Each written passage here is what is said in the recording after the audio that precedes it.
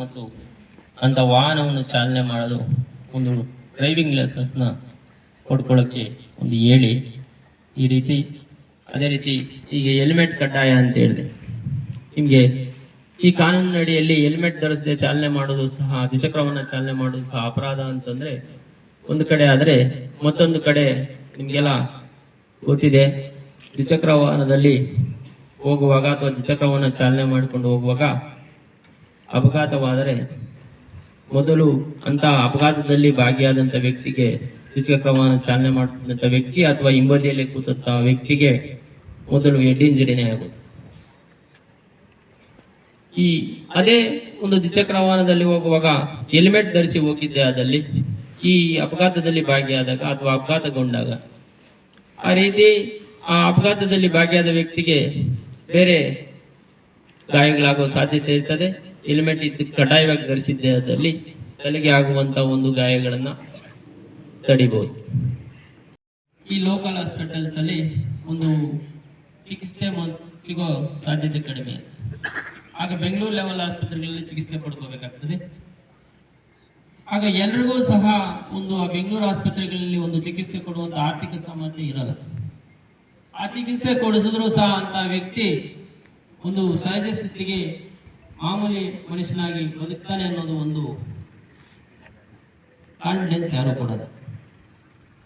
ಅದಕ್ಕೆ ಹೇಳಿದ್ದು ಕಾನೂನಿನಡಿಯಲ್ಲಿ ಒಂದು ಅಪರಾಧ ಅಂದರೆ ನಮ್ಮ ಸೇಫ್ಟಿಗೋಸ್ಕರವಾದರೂ ಒಂದು ದ್ವಿಚಕ್ರ ವಾಹನವನ್ನು ಚಾಲನೆ ಮಾಡುವ ಸಮಯದಲ್ಲಿ ದ್ವಿಚಕ್ರ ವಾಹನ ಚಾಲಕರು ಒಂದು ಕಡ್ಡಾಯವಾಗಿ ಹೆಲ್ಮೆಟ್ ಅನ್ನು ಧರಿಸುವುದಂತ ಕೆಲಸ ಮಾಡಿ ಮೊಕದ್ದಮೆಯನ್ನು ಸಲ್ಲಿಸಿವೆ ಅಥವಾ ಇತರ ರೀತಿ ನ್ಯಾಯಾಲಯದಿಂದ ಪರಿಹಾರ ಪಡ್ಕೊಳ್ಬೇಕಾದ್ರೆ ಎಲ್ಲರೂ ಆರ್ಥಿಕವಾಗಿ ಸ್ಥಿತಿವಂತರಾಗಿರೋಲ್ಲ. ಮುಖ್ಯ ಅಂತ ವಕೀಲರನ್ನ ನೇಮಕ ಮಾಡಿಕೊಂಡು ಅವರಿಗೆ ಸಂದಾಯ ಮಾಡಬೇಕಾದಂಥ ಒಂದು ಫೀಸನ್ನು ಸಂದಾಯ ಮಾಡಿ ನ್ಯಾಯಾಲಯಕ್ಕೆ ಕಟ್ಟಬೇಕಾದ ಶುಲ್ಕವನ್ನು ಕಟ್ಟಿ ಪರಿಹಾರವನ್ನು ಪಡೆಯುವಲ್ಲಿ ಸಾಧ್ಯವಾಗದೇ ಇರುವಂಥ ಸಂದರ್ಭಗಳಲ್ಲಿ ನಮ್ಮ ರಾಷ್ಟ್ರೀಯ ಕಾನೂನು ಸೇವಾ ಅಧಿನಿಯಮ, ರಾಷ್ಟ್ರೀಯ ಕಾನೂನು ಸೇವಾ ಕಲಂ 12 ಅಡಿಯಲ್ಲಿ ಮಹಿಳೆಯರು, ಮಕ್ಕಳು, ದುರ್ಬಲರು, ಪರಿಶಿಷ್ಟ ಜಾತಿ, ಪರಿಶಿಷ್ಟ ಪಂಗಡದವರು, ದೌರ್ಜನ್ಯಕ್ಕೊಳಗಾದವರು, 3 ಲಕ್ಷಕ್ಕಿಂತ ಆದಾಯ ಕಡಿಮೆ ಇರುವಂಥ ಎಲ್ಲರೂ ಸಹ ನಮ್ಮ ತಾಲೂಕು ಕಾನೂನು ಸೇವಾ ಸಮಿತಿಗೆ ಒಂದು ಅರ್ಜಿಯನ್ನು ನಮಗೆ ಇಂಥ ಮಹಿಳೆಯರು, ಮಕ್ಕಳು ಮತ್ತು ಪರಿಶಿಷ್ಟ ಮತ್ತು ಪರಿಶಿಷ್ಟ ಪಂಗಡಕ್ಕೆ, ಪರಿಶಿಷ್ಟ ಜಾತಿ ಮತ್ತು ಪರಿಶಿಷ್ಟ ಪಂಗಡಕ್ಕೆ ಸೇರಿದವರು ನಮಗೆ 3 ಲಕ್ಷಕ್ಕಿಂತ ಆದಾಯ ಕಡಿಮೆ ಇದೆ ಎಂದು ಒಂದು ಪ್ರಮಾಣ ಪತ್ರದೊಂದಿಗೆ ಒಂದು ಅರ್ಜಿಯನ್ನು ಕೊಟ್ಟರೆ ಆ ಏನು ಬಾಧಿತ ವ್ಯಕ್ತಿ ಇರ್ತಾನೋ ಅಂಥವರಿಗೆ ಬೇಕಾದಂಥ ಕಾನೂನು ನೆರವನ್ನ ನಮ್ಮ ತಾಲೂಕು ಕಾನೂನು ಸೇವಾ ಸಮಿತಿಯಡಿಯಲ್ಲಿ ವಕೀಲರನ್ನ ನೀಡಿ ಒಂದು ನೀಡುವಂತ ಒಂದು ಅವಕಾಶವನ್ನು ಪಡ್ಕೋಬಹುದು. ಅದೇ ರೀತಿ ನಿಮಗೆ ಇಷ್ಟೊತ್ತು ನ್ಯಾಯಾಧೀಶರಾದಂಥ ಹರೀಶ್ ಸಾಹೇಬ್ರೆ ಹಾಗೂ ಬಾರ್ ಕೌನ್ಸಿಲ್ ಹಾಗೂ ಶಿಕ್ಷಕ ವೃಂದದವರೇ, ಈ ಕಾರ್ಯಕ್ರಮದ ಕೇಂದ್ರ ಬಿಂದುಗಳಾದಂಥ ವಿದ್ಯಾರ್ಥಿನಿಯರೇ, ಯಾಕಂದ್ರೆ ನಿಮ್ಮ ಪ್ರಿನ್ಸಿಪಾಲ್ಗೆ ಮತ್ತೆ ಇಲ್ಲಿ ನೋಡ್ಕೊಳ್ಳೋಂಥ ಎಲ್ಲ ಸ್ಟಾಫ್ ಆಗಲಿ, ಇಷ್ಟೊಂದು ಸುಂದರವಾದ ಶಾಲೆಯನ್ನ ಇಷ್ಟೊಂದು ಸ್ವಚ್ಛದ ಜೊತೆಯಲ್ಲಿ ನಿಮ್ಮನ್ನು ಅಷ್ಟು ಶಿಸ್ತುಬದ್ಧವಾಗಿ ನಿಮಗೆ ಮೋಟಿವೇಟ್ ಮಾಡಿದ್ದಾರೆ. ಅದಕ್ಕೆ ನಮ್ಮ ಕಡೆಯಿಂದ ಹ್ಯಾಟ್ಸ್ ಅಪ್ ಅವ್ರಿಗೆ.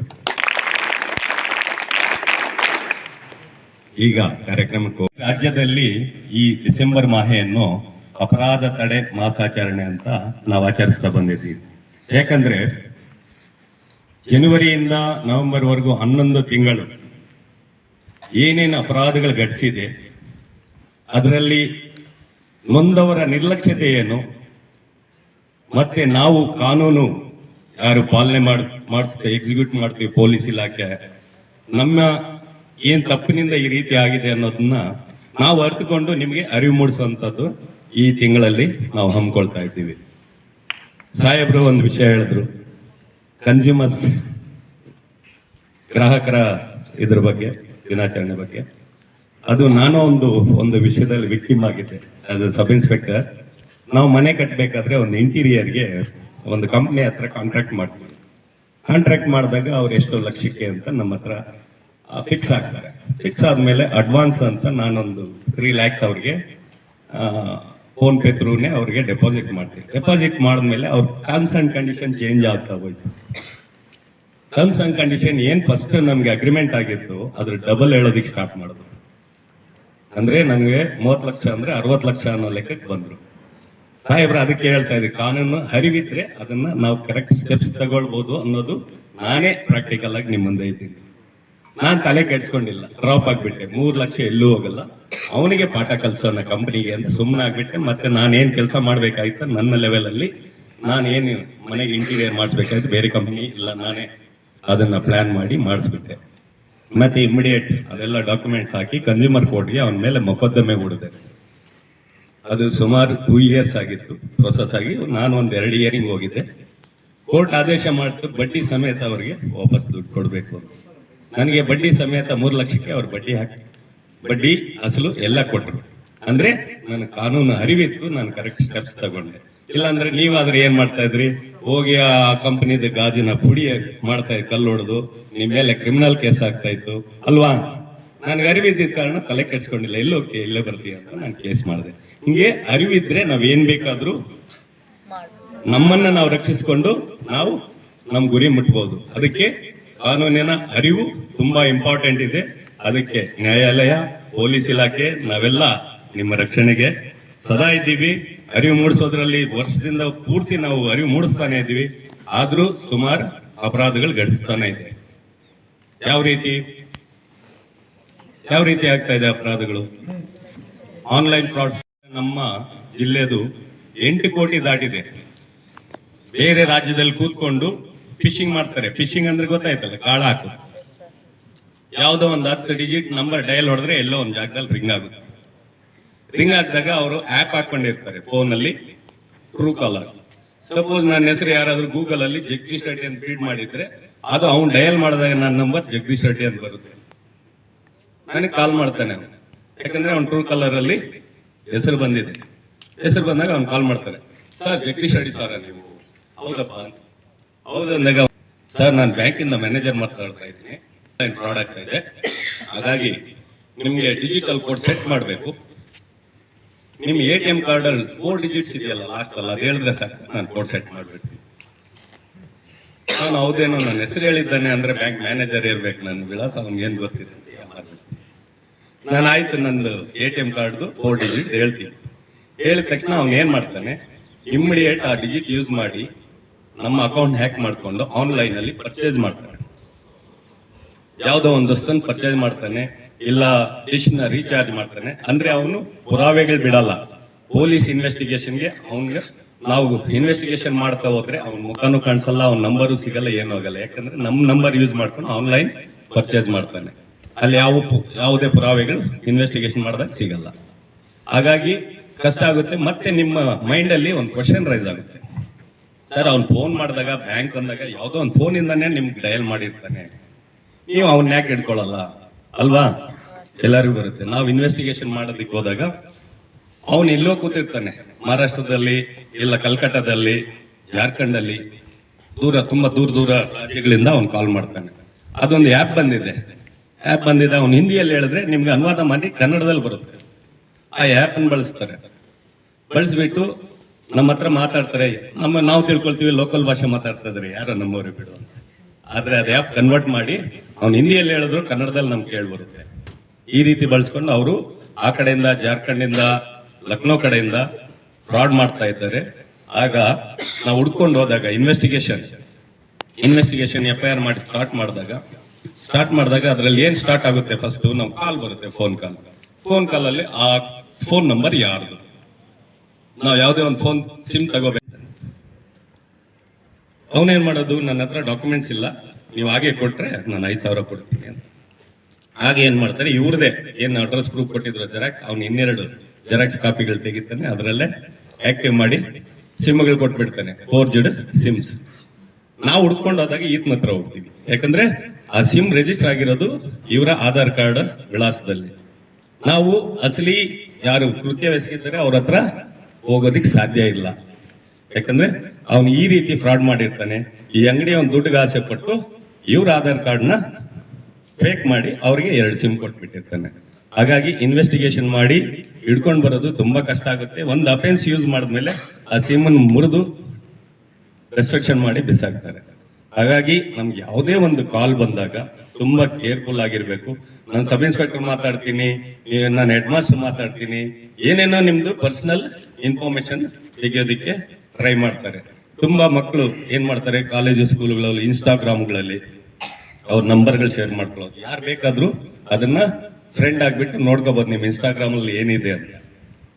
ಅವ್ರು ಏನ್ ಮಾಡ್ತಾರೆ, ಅವ್ರ ತಂದೆ, ಹೆಣ್ಮಕ್ಳು ಸುಮಾರು ಕೇಸ್ಗಳು ಈಗ ಬರ್ತಾ ಇರೋದು, ಅವ್ರ ತಂದೆಗೆ ಅವ್ರು ನೋಡ್ತಾರೆ ಇನ್ಸ್ಟಾಗ್ರಾಮ್ ಅಲ್ಲಿ ಕನ್ವರ್ಸೇಷನ್ ಯಾರಿದೆ, ಅವ್ರ ಅಪ್ಪನ ಹೆಸರು ಏನು, ಅವ್ರ ಅಪ್ಪನ ಹೆಸರು, ಅವರು ಮತ್ತೆ ಯಾಗೋ ಅವರು ಎಲ್ಲೋ ಶೇರ್ ಮಾಡ್ಕೊಂಡಿರ್ತಾರೆ ಇನ್ಸ್ಟಾಗ್ರಾಮ್ ಅಲ್ಲಿ, ಅವ್ರ ಅಪ್ಪನ ನಂಬರ್ ಪಡ್ಕೊಂಡು ಅವ್ರು ಕಾಲ್ ಮಾಡ್ತಾರೆ.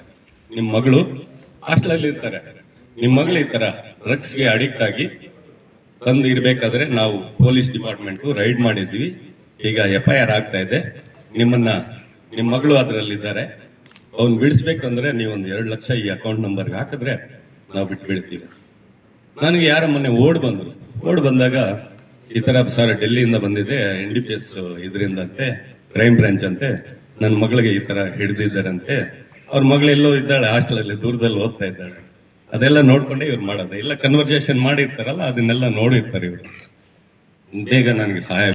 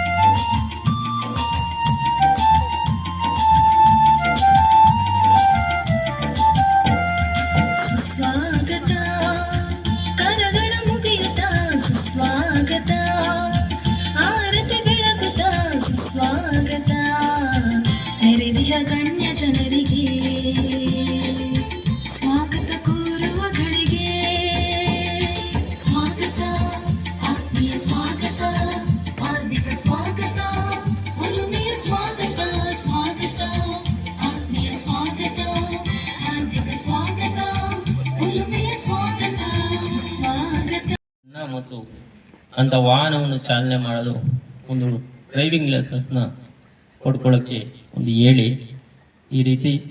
ಅದೇ ರೀತಿ ಈಗ ಹೆಲ್ಮೆಟ್ ಕಡ್ಡಾಯ ಅಂತ ಹೇಳಿದೆ. ನಿಮಗೆ ಈ ಕಾನೂನಿನ ಅಡಿಯಲ್ಲಿ ಹೆಲ್ಮೆಟ್ ಧರಿಸದೆ ಚಾಲನೆ ಮಾಡೋದು ಸಹ, ದ್ವಿಚಕ್ರವಾಹನ ಚಾಲನೆ ಮಾಡೋದು ಸಹ ಅಪರಾಧ ಅಂತಂದ್ರೆ ಒಂದು ಕಡೆ. ಆದರೆ ಮತ್ತೊಂದು ಕಡೆ ನಿಮಗೆಲ್ಲ ಗೊತ್ತಿದೆ, ದ್ವಿಚಕ್ರ ವಾಹನದಲ್ಲಿ ಹೋಗುವಾಗ ಅಥವಾ ದ್ವಿಚಕ್ರವಾಹನ ಚಾಲನೆ ಮಾಡಿಕೊಂಡು ಹೋಗುವಾಗ ಅಪಘಾತವಾದರೆ ಮೊದಲು ಅಂತ ಅಪಘಾತದಲ್ಲಿ ಭಾಗಿಯಾದಂಥ ವ್ಯಕ್ತಿಗೆ, ದ್ವಿಚಕ್ರ ವಾಹನ ಚಾಲನೆ ಮಾಡ್ತಿದ್ದಂಥ ವ್ಯಕ್ತಿ ಅಥವಾ ಹಿಂಬದಿಯಲ್ಲಿ ಕೂತಂಥ ವ್ಯಕ್ತಿಗೆ ಮೊದಲು ಹೆಡ್ ಇಂಜರಿನೇ ಆಗೋದು. ಅದೇ ಒಂದು ದ್ವಿಚಕ್ರ ವಾಹನದಲ್ಲಿ ಹೋಗುವಾಗ ಹೆಲ್ಮೆಟ್ ಧರಿಸಿ ಹೋಗಿದ್ದೆ ಆದಲ್ಲಿ ಈ ಅಪಘಾತದಲ್ಲಿ ಭಾಗಿಯಾದಾಗ ಅಥವಾ ಅಪಘಾತಗೊಂಡಾಗ ಆ ರೀತಿ ಆ ಅಪಘಾತದಲ್ಲಿ ಭಾಗಿಯಾದ ವ್ಯಕ್ತಿಗೆ ಬೇರೆ ಗಾಯಗಳಾಗುವ ಸಾಧ್ಯತೆ ಇರ್ತದೆ. ಹೆಲ್ಮೆಟ್ ಕಡ್ಡಾಯವಾಗಿ ಧರಿಸಿದ್ದೆ ಆದಲ್ಲಿ ತಲೆಗೆ ಆಗುವಂತ ಒಂದು ಗಾಯಗಳನ್ನ ತಡಿಬಹುದು. ಈ ಲೋಕಲ್ ಹಾಸ್ಪಿಟಲ್ಸ್ ಅಲ್ಲಿ ಒಂದು ಚಿಕಿತ್ಸೆ ಸಿಗೋ ಸಾಧ್ಯತೆ ಕಡಿಮೆ. ಆಗ ಬೆಂಗಳೂರು ಲೆವೆಲ್ ಆಸ್ಪತ್ರೆಗಳಲ್ಲಿ ಚಿಕಿತ್ಸೆ ಪಡ್ಕೋಬೇಕಾಗ್ತದೆ. ಆಗ ಎಲ್ರಿಗೂ ಸಹ ಒಂದು ಆ ಬೆಂಗಳೂರು ಆಸ್ಪತ್ರೆಗಳಲ್ಲಿ ಒಂದು ಚಿಕಿತ್ಸೆ ಕೊಡುವಂತ ಆರ್ಥಿಕ ಸಾಮರ್ಥ್ಯ ಇರಲ್ಲ. ಆ ಚಿಕಿತ್ಸೆ ಕೊಡಿಸಿದ್ರು ಸಹ ಅಂತ ವ್ಯಕ್ತಿ ಒಂದು ಸಹಜ ಸ್ಥಿತಿಗೆ ಮಾಮೂಲಿ ಮನುಷ್ಯನಾಗಿ ಬದುಕ್ತಾನೆ ಅನ್ನೋದು ಒಂದು ಕಾನ್ಫಿಡೆನ್ಸ್ ಯಾರು ಕೊಡೋದು. ಅದಕ್ಕೆ ಹೇಳಿದ್ದು ಕಾನೂನಿನಡಿಯಲ್ಲಿ ಒಂದು ಅಪರಾಧ ಅಂದರೆ ನಮ್ಮ ಸೇಫ್ಟಿಗೋಸ್ಕರವಾದರೂ ಒಂದು ದ್ವಿಚಕ್ರ ವಾಹನವನ್ನು ಚಾಲನೆ ಮಾಡುವ ಸಮಯದಲ್ಲಿ ದ್ವಿಚಕ್ರ ವಾಹನ ಚಾಲಕರು ಒಂದು ಕಡ್ಡಾಯವಾಗಿ ಹೆಲ್ಮೆಟ್ ಅನ್ನು ಧರಿಸುವುದೊಂದು ಕೆಲಸ ಮಾಡಿ ಮೊಕದ್ದಮೆಯನ್ನು ಸಲ್ಲಿಸಿವೆ ಅಥವಾ ಇತರ ರೀತಿ ನ್ಯಾಯಾಲಯದಿಂದ ಪರಿಹಾರ ಪಡ್ಕೊಳ್ಬೇಕಾದ್ರೆ ಎಲ್ಲರೂ ಆರ್ಥಿಕವಾಗಿ ಸ್ಥಿತಿವಂತರಾಗಿರೋಲ್ಲ. ಅಂತ ವಕೀಲರನ್ನ ನೇಮಕ ಮಾಡಿಕೊಂಡು ಅವರಿಗೆ ಸಂದಾಯ ಮಾಡಬೇಕಾದಂಥ ಒಂದು ಫೀಸನ್ನು ಸಂದಾಯ ಮಾಡಿ ನ್ಯಾಯಾಲಯಕ್ಕೆ ಕಟ್ಟಬೇಕಾದ ಶುಲ್ಕವನ್ನು ಕಟ್ಟಿ ಪರಿಹಾರವನ್ನು ಪಡೆಯುವಲ್ಲಿ ಸಾಧ್ಯವಾಗದೇ ಇರುವಂಥ ಸಂದರ್ಭಗಳಲ್ಲಿ ನಮ್ಮ ರಾಷ್ಟ್ರೀಯ ಕಾನೂನು ಸೇವಾ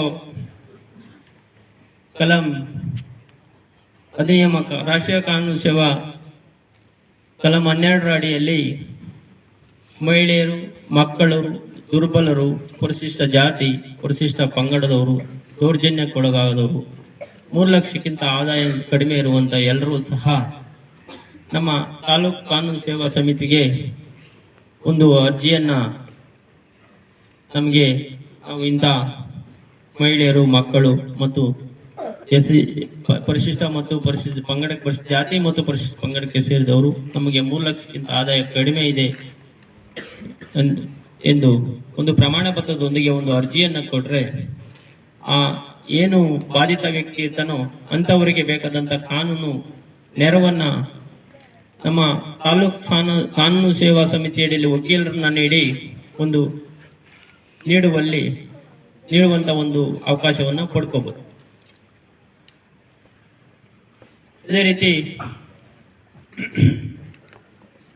ನಿಮಗೆ ಇಷ್ಟೊತ್ತು ನ್ಯಾಯಾಧೀಶರಾದಂಥ ಹರೀಶ್ ಸಾಹೇಬ್ರೆ ಹಾಗೂ ಬಾರ್ ಕೌನ್ಸಿಲ್ ಹಾಗೂ ಶಿಕ್ಷಕ ವೃಂದದವರೇ, ಈ ಕಾರ್ಯಕ್ರಮದ ಕೇಂದ್ರ ಬಿಂದುಗಳಾದಂಥ ವಿದ್ಯಾರ್ಥಿನಿಯರೇ, ಯಾಕಂದ್ರೆ ನಿಮ್ಮ ಪ್ರಿನ್ಸಿಪಾಲ್ಗೆ ಮತ್ತೆ ಇಲ್ಲಿ ನೋಡ್ಕೊಳ್ಳೋಂಥ ಎಲ್ಲ ಸ್ಟಾಫ್ ಆಗಲಿ, ಇಷ್ಟೊಂದು ಸುಂದರವಾದ ಶಾಲೆಯನ್ನ ಇಷ್ಟೊಂದು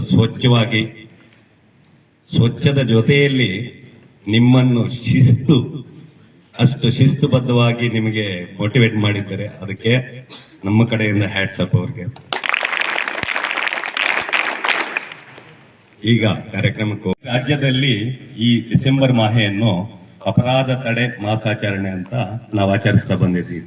ಯಾಕಂದ್ರೆ ಜನವರಿಯಿಂದ ನವೆಂಬರ್ವರೆಗೂ 11 ತಿಂಗಳು ಏನೇನು ಅಪರಾಧಗಳು ಘಟಿಸಿದೆ, ಅದರಲ್ಲಿ ನೊಂದವರ ನಿರ್ಲಕ್ಷ್ಯತೆ ಏನು, ಮತ್ತೆ ನಾವು ಕಾನೂನು ಯಾರು ಪಾಲನೆ ಮಾಡಿಸುತ್ತೆ, ಎಕ್ಸಿಕ್ಯೂಟ್ ಮಾಡ್ತೀವಿ, ಪೊಲೀಸ್ ಇಲಾಖೆ, ನಮ್ಮ ಏನ್ ತಪ್ಪಿನಿಂದ ಈ ರೀತಿ ಆಗಿದೆ ಅನ್ನೋದನ್ನ ನಾವು ಅರ್ಥಕೊಂಡು ನಿಮಗೆ ಅರಿವು ಮೂಡಿಸುವಂಥದ್ದು ಈ ತಿಂಗಳಲ್ಲಿ ನಾವು ಹಮ್ಮಿಕೊಳ್ತಾ ಇದ್ದೀವಿ.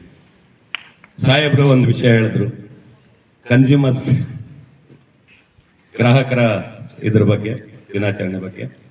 ಅದು ನಾನು ಒಂದು ವಿಷಯದಲ್ಲಿ ವಿಕ್ಟಿಮ್ ಆಗಿದ್ದೆ. ಆಸ್ ಎ ಸಬ್ ಇನ್ಸ್ಪೆಕ್ಟರ್ ನಾವು ಮನೆ ಕಟ್ಟಬೇಕಾದ್ರೆ ಒಂದು ಇಂಟೀರಿಯರ್ಗೆ ಒಂದು ಕಂಪ್ನಿ ಹತ್ರ ಕಾಂಟ್ರಾಕ್ಟ್ ಮಾಡ್ತೀವಿ. ಕಾಂಟ್ರಾಕ್ಟ್ ಮಾಡಿದಾಗ ಅವ್ರು ಎಷ್ಟು ಲಕ್ಷಕ್ಕೆ ಅಂತ ನಮ್ಮ ಹತ್ರ ಫಿಕ್ಸ್ ಆಗ್ತಾರೆ. ಫಿಕ್ಸ್ ಆದ್ಮೇಲೆ ಅಡ್ವಾನ್ಸ್ ಅಂತ ನಾನೊಂದು 3 lakhs ಅವ್ರಿಗೆ ಫೋನ್ ಪೇ ಥ್ರೂನೇ ಅವ್ರಿಗೆ ಡೆಪಾಸಿಟ್ ಮಾಡ್ತೀನಿ. ಡೆಪಾಸಿಟ್ ಮಾಡಿದ್ಮೇಲೆ ಅವ್ರ ಟರ್ಮ್ಸ್ ಅಂಡ್ ಕಂಡೀಷನ್ ಚೇಂಜ್ ಆಗ್ತಾ ಹೋಯ್ತು. ಟರ್ಮ್ಸ್ ಅಂಡ್ ಕಂಡೀಷನ್ ಏನ್ ಫಸ್ಟ್ ನಮ್ಗೆ ಅಗ್ರಿಮೆಂಟ್ ಆಗಿತ್ತು ಅದ್ರ ಡಬಲ್ ಹೇಳೋದಿಕ್ ಸ್ಟಾರ್ಟ್ ಮಾಡಿದ್ರು. ಅಂದ್ರೆ ನಮ್ಗೆ 30 ಲಕ್ಷ ಅಂದ್ರೆ 60 ಲಕ್ಷ ಅನ್ನೋ ಲೆಕ್ಕಕ್ಕೆ ಬಂದ್ರು. ಸಾಹೇಬ್ರ ಅದಕ್ಕೆ ಹೇಳ್ತಾ ಇದ್ದೆ, ಕಾನೂನು ಅರಿವಿದ್ರೆ ಅದನ್ನ ನಾವು ಕರೆಕ್ಟ್ ಸ್ಟೆಪ್ಸ್ ತಗೊಳ್ಬಹುದು ಅನ್ನೋದು ನಾನೇ ಪ್ರಾಕ್ಟಿಕಲ್ ಆಗಿ ನಿಮ್ಮ ಮುಂದೆ ಇದ್ದೀನಿ. ನಾನ್ ತಲೆ ಕೆಡ್ಸ್ಕೊಂಡಿಲ್ಲ, ಡ್ರಾಪ್ ಆಗ್ಬಿಟ್ಟೆ. 3 ಲಕ್ಷ ಎಲ್ಲೂ ಹೋಗಲ್ಲ, ಅವನಿಗೆ ಪಾಠ ಕಲ್ಸೋಣ ಕಂಪನಿಗೆ ಅಂತ ಸುಮ್ಮನೆ ಆಗ್ಬಿಟ್ಟೆ. ಮತ್ತೆ ನಾನೇನ್ ಕೆಲಸ ಮಾಡ್ಬೇಕಾಯ್ತು ನನ್ನ ಲೆವೆಲ್ ಅಲ್ಲಿ, ನಾನೇನು ಮನೆಗೆ ಇಂಟೀರಿಯರ್ ಮಾಡಿಸ್ಬೇಕಾಯ್ತು, ಬೇರೆ ಕಂಪನಿ ಇಲ್ಲ, ನಾನೇ ಅದನ್ನ ಪ್ಲಾನ್ ಮಾಡಿ ಮಾಡಿಸ್ಬಿಟ್ಟೆ. ಮತ್ತೆ ಇಮಿಡಿಯೇಟ್ ಅದೆಲ್ಲ ಡಾಕ್ಯುಮೆಂಟ್ಸ್ ಹಾಕಿ ಕನ್ಸ್ಯೂಮರ್ ಕೋರ್ಟ್ಗೆ ಅವನ ಮೇಲೆ ಮೊಕದ್ದಮೆ ಹೂಡಿದೆ. ಅದು ಸುಮಾರು 2 years ಆಗಿತ್ತು ಪ್ರೊಸೆಸ್ ಆಗಿ. ನಾನು ಒಂದು 2 ಇಯರಿಂಗ್ ಹೋಗಿದ್ದೆ. ಕೋರ್ಟ್ ಆದೇಶ ಮಾಡಿತು ಬಡ್ಡಿ ಸಮೇತ ಅವರಿಗೆ ವಾಪಸ್ ದುಡ್ಡು ಕೊಡಬೇಕು ಅಂತ. ನನಗೆ ಬಡ್ಡಿ ಸಮೇತ 3 ಲಕ್ಷಕ್ಕೆ ಅವ್ರು ಬಡ್ಡಿ ಹಾಕಿ ಬಡ್ಡಿ ಅಸಲು ಎಲ್ಲ ಕೊಟ್ಟರು.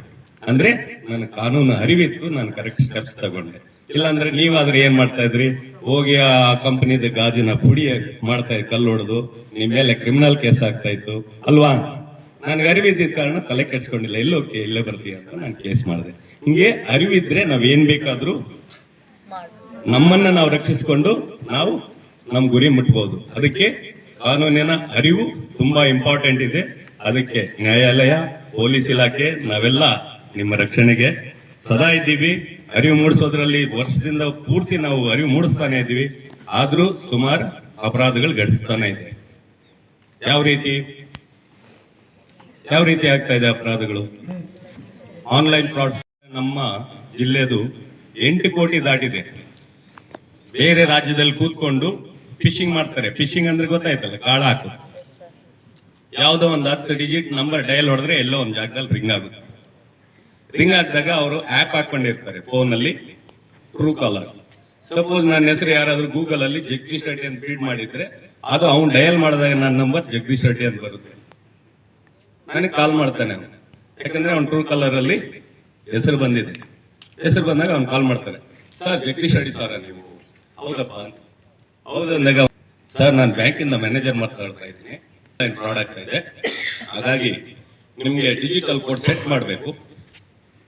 ನಿಮ್ ATM ಕಾರ್ಡ್ ಅಲ್ಲಿ 4 digits ಇದೆಯಲ್ಲ ಲಾಸ್ಟ್ ಅಲ್ಲ, ಅದು ಹೇಳಿದ್ರೆ ಸಾಕು ಸರ್, ನಾನು ಕೋಡ್ ಸೆಟ್ ಮಾಡ್ಬಿಡ್ತೀನಿ. ನಾನು ಹೌದೇನೋ ನನ್ನ ಹೆಸರು ಹೇಳಿದ್ದಾನೆ ಅಂದ್ರೆ ಬ್ಯಾಂಕ್ ಮ್ಯಾನೇಜರ್ ಇರ್ಬೇಕು, ನನ್ನ ವಿಳಾಸ ಅವ್ನಿಗೆ ಏನ್ ಗೊತ್ತಿದೆ. ನಾನು ಆಯ್ತು ನಂದು ATM ಕಾರ್ಡ್ದು 4 digit ಹೇಳ್ತೀನಿ.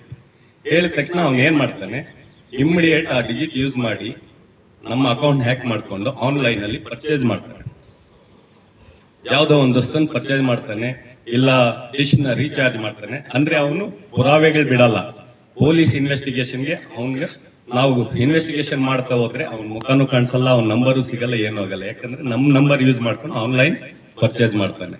ಅಲ್ಲಿ ಯಾವುದೇ ಪುರಾವೆಗಳು ಇನ್ವೆಸ್ಟಿಗೇಷನ್ ಮಾಡಿದಾಗ ಸಿಗಲ್ಲ. ಹಾಗಾಗಿ ಕಷ್ಟ ಆಗುತ್ತೆ. ಮತ್ತೆ ನಿಮ್ಮ ಮೈಂಡ್ ಅಲ್ಲಿ ಒಂದು ಕ್ವಶನ್ ರೈಸ್ ಆಗುತ್ತೆ, ಸರ್ ಅವ್ನು ಫೋನ್ ಮಾಡಿದಾಗ ಬ್ಯಾಂಕ್ ಅಂದಾಗ ಯಾವ್ದೋ ಒಂದು ಫೋನ್ ಇಂದಾನೆ ನಿಮ್ಗೆ ಡಯಲ್ ಮಾಡಿರ್ತಾನೆ, ನೀವು ಅವನ್ನ ಯಾಕೆ ಹಿಡ್ಕೊಳ್ಳಲ್ಲ ಅಲ್ವಾ? ಎಲ್ಲರಿಗೂ ಬರುತ್ತೆ. ನಾವು ಇನ್ವೆಸ್ಟಿಗೇಷನ್ ಮಾಡೋದಕ್ಕೆ ಹೋದಾಗ ಅವನು ಎಲ್ಲೋ ಕೂತಿರ್ತಾನೆ, ಮಹಾರಾಷ್ಟ್ರದಲ್ಲಿ, ಇಲ್ಲ ಕಲ್ಕಟ್ಟಾದಲ್ಲಿ, ಜಾರ್ಖಂಡ್ ಅಲ್ಲಿ, ತುಂಬಾ ದೂರ ರಾಜ್ಯಗಳಿಂದ ಅವ್ನು ಕಾಲ್ ಮಾಡ್ತಾನೆ. ಅದೊಂದು ಆ್ಯಪ್ ಬಂದಿದೆ. ಅವ್ನು ಹಿಂದಿಯಲ್ಲಿ ಹೇಳಿದ್ರೆ ನಿಮ್ಗೆ ಅನುವಾದ ಮಾಡಿ ಕನ್ನಡದಲ್ಲಿ ಬರುತ್ತೆ. ಆ ಆ್ಯಪ್ ಅನ್ನು ಬಳಸ್ಬಿಟ್ಟು ನಮ್ಮ ಹತ್ರ ಮಾತಾಡ್ತಾರೆ. ನಾವು ತಿಳ್ಕೊಳ್ತೀವಿ ಲೋಕಲ್ ಭಾಷೆ ಮಾತಾಡ್ತಾ ಇದಾರೆ, ಯಾರೋ ನಮ್ಮವ್ರಿಗೆ ಬಿಡು ಅಂತ. ಆದ್ರೆ ಅದು ಆ್ಯಪ್ ಕನ್ವರ್ಟ್ ಮಾಡಿ ಅವ್ನು ಹಿಂದಿಯಲ್ಲಿ ಹೇಳಿದ್ರು ಕನ್ನಡದಲ್ಲಿ ನಮ್ಗೆ ಕೇಳ್ಬರುತ್ತೆ. ಈ ರೀತಿ ಬಳಸ್ಕೊಂಡು ಅವರು ಆ ಕಡೆಯಿಂದ, ಜಾರ್ಖಂಡ್ ಇಂದ, ಲಕ್ನೋ ಕಡೆಯಿಂದ ಫ್ರಾಡ್ ಮಾಡ್ತಾ ಇದ್ದಾರೆ. ಆಗ ನಾವು ಹುಡ್ಕೊಂಡು ಹೋದಾಗ ಇನ್ವೆಸ್ಟಿಗೇಷನ್ FIR ಮಾಡಿ ಸ್ಟಾರ್ಟ್ ಮಾಡಿದಾಗ ಅದರಲ್ಲಿ ಏನ್ ಸ್ಟಾರ್ಟ್ ಆಗುತ್ತೆ, ಫಸ್ಟ್ ನಮ್ ಕಾಲ್ ಬರುತ್ತೆ, ಫೋನ್ ಕಾಲ್ ಅಲ್ಲಿ ಆ ಫೋನ್ ನಂಬರ್ ಯಾರ್ದು.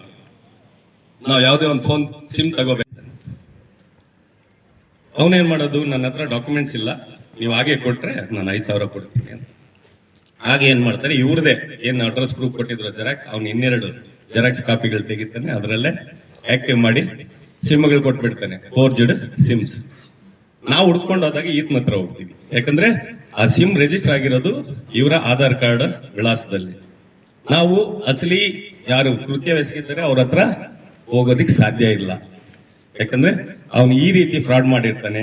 ಈ ಅಂಗಡಿ ಅವ್ನು ದುಡ್ಡಿಗೆ ಆಸೆ ಪಟ್ಟು ಇವ್ರ ಆಧಾರ್ ಕಾರ್ಡ್ನ ಫೇಕ್ ಮಾಡಿ ಅವ್ರಿಗೆ 2 ಸಿಮ್ ಕೊಟ್ಬಿಟ್ಟಿರ್ತಾನೆ. ಹಾಗಾಗಿ ಇನ್ವೆಸ್ಟಿಗೇಷನ್ ಮಾಡಿ ಹಿಡ್ಕೊಂಡು ಬರೋದು ತುಂಬಾ ಕಷ್ಟ ಆಗುತ್ತೆ. ಒಂದು ಅಫೆನ್ಸ್ ಯೂಸ್ ಮಾಡಿದ್ಮೇಲೆ ಆ ಸಿಮ್ ಅನ್ನು ಮುರಿದು ರೆಸ್ಟ್ರಿಕ್ಷನ್ ಮಾಡಿ ಬಿಸಾಕ್ತಾರೆ. ಹಾಗಾಗಿ ನಮ್ಗೆ ಯಾವುದೇ ಒಂದು ಕಾಲ್ ಬಂದಾಗ ತುಂಬಾ ಕೇರ್ಫುಲ್ ಆಗಿರ್ಬೇಕು. ನಾನು ಸಬ್ ಇನ್ಸ್ಪೆಕ್ಟರ್ ಮಾತಾಡ್ತೀನಿ, ನಾನು ಹೆಡ್ ಮಾಸ್ಟರ್ ಮಾತಾಡ್ತೀನಿ, ಏನೇನೋ ನಿಮ್ದು ಪರ್ಸನಲ್ ಇನ್ಫಾರ್ಮೇಶನ್ ತೆಗೆಯೋದಿಕ್ಕೆ ಟ್ರೈ ಮಾಡ್ತಾರೆ. ತುಂಬಾ ಮಕ್ಕಳು ಏನ್ ಮಾಡ್ತಾರೆ, ಕಾಲೇಜು ಸ್ಕೂಲ್ಗಳಲ್ಲಿ ಇನ್ಸ್ಟಾಗ್ರಾಮ್ಗಳಲ್ಲಿ ಅವ್ರ ನಂಬರ್ಗಳು ಶೇರ್ ಮಾಡ್ಕೊಳ್ಳೋದು. ಯಾರು ಬೇಕಾದ್ರೂ ಅದನ್ನ ಫ್ರೆಂಡ್ ಆಗ್ಬಿಟ್ಟು ನೋಡ್ಕೋಬಹುದು ನಿಮ್ ಇನ್ಸ್ಟಾಗ್ರಾಮ್ ಅಲ್ಲಿ ಏನಿದೆ ಅಂತ. ಅವ್ರು ಏನ್ ಮಾಡ್ತಾರೆ, ಅವ್ರ ತಂದೆ ಹೆಣ್ಮಕ್ಳು ಸುಮಾರು ಕೇಸ್ಗಳು ಈಗ ಬರ್ತಾ ಇರೋದು. ಅವ್ರ ತಂದೆಗೆ ಅವ್ರು ನೋಡ್ತಾರೆ ಇನ್ಸ್ಟಾಗ್ರಾಮ್ ಅಲ್ಲಿ ಕನ್ವರ್ಸೇಷನ್ ಯಾರಿದೆ, ಅವ್ರ ಅಪ್ಪನ ಹೆಸರು ಏನು, ಅವ್ರ ಅಪ್ಪನ ಹೆಸರು ಅವರು ಮತ್ತೆ ಯಾಗೋ ಅವರು ಎಲ್ಲೋ ಶೇರ್ ಮಾಡ್ಕೊಂಡಿರ್ತಾರೆ ಇನ್ಸ್ಟಾಗ್ರಾಮ್ ಅಲ್ಲಿ. ಅವ್ರ ಅಪ್ಪನ ನಂಬರ್ ಪಡ್ಕೊಂಡು ಅವ್ರು ಕಾಲ್ ಮಾಡ್ತಾರೆ, ನಿಮ್ ಮಗಳು ಹಾಸ್ಟೆಲ್ ಇರ್ತಾರೆ, ನಿಮ್ ಮಗಳು ಈ ತರ ಡ್ರಗ್ಸ್ಗೆ ಅಡಿಕ್ಟ್ ಆಗಿ ತಂದು ಇರ್ಬೇಕಾದ್ರೆ ನಾವು ಪೊಲೀಸ್ ಡಿಪಾರ್ಟ್ಮೆಂಟ್ ರೈಡ್ ಮಾಡಿದ್ವಿ, ಈಗ FIR ಆಗ್ತಾ ಇದೆ, ನಿಮ್ಮ ಮಗಳು ಅದರಲ್ಲಿದ್ದಾರೆ, ಅವ್ನು ಬಿಡಿಸ್ಬೇಕಂದ್ರೆ ನೀವೊಂದು 2 ಲಕ್ಷ ಈ ಅಕೌಂಟ್ ನಂಬರ್ಗೆ ಹಾಕಿದ್ರೆ ನಾವು ಬಿಟ್ಟು ಬಿಡ್ತೀವಿ. ನನಗೆ ಯಾರ ಮೊನ್ನೆ ಓಡ್ ಬಂದಾಗ ಈ ತರ ಸರ್ ಡೆಲ್ಲಿಯಿಂದ ಬಂದಿದೆ, NDPS ಇದರಿಂದಂತೆ, ಕ್ರೈಮ್ ಬ್ರಾಂಚ್ ಅಂತೆ, ನನ್ನ ಮಗಳಿಗೆ ಈ ತರ ಹಿಡಿದಿದ್ದಾರಂತೆ, ಅವ್ರ ಮಗಳೆಲ್ಲೋ ಇದ್ದಾಳೆ ಹಾಸ್ಟೆಲಲ್ಲಿ ದೂರದಲ್ಲಿ ಓದ್ತಾ ಇದ್ದಾಳೆ, ಅದೆಲ್ಲ ನೋಡ್ಕೊಂಡೆ ಇವ್ರು ಮಾಡೋದು. ಎಲ್ಲ ಕನ್ವರ್ಸೇಷನ್ ಮಾಡಿರ್ತಾರಲ್ಲ ಅದನ್ನೆಲ್ಲ ನೋಡಿರ್ತಾರೆ ಇವರು. ಬೇಗ ನನಗೆ ಸಹಾಯ